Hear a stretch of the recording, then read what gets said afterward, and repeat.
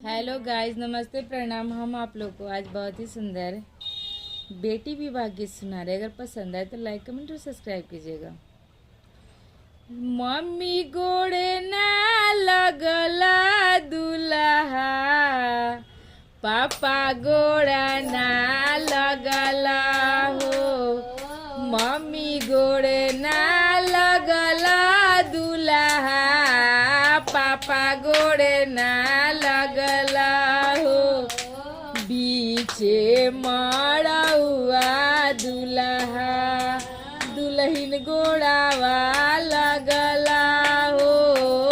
बीचे मड़उआ दुल्हा, दुल्हन गोड़ावा लगला हो। चाची गोड़े ना लगला दुल्हा, चाचा गोड़े ना लगला हो। बीचे माँ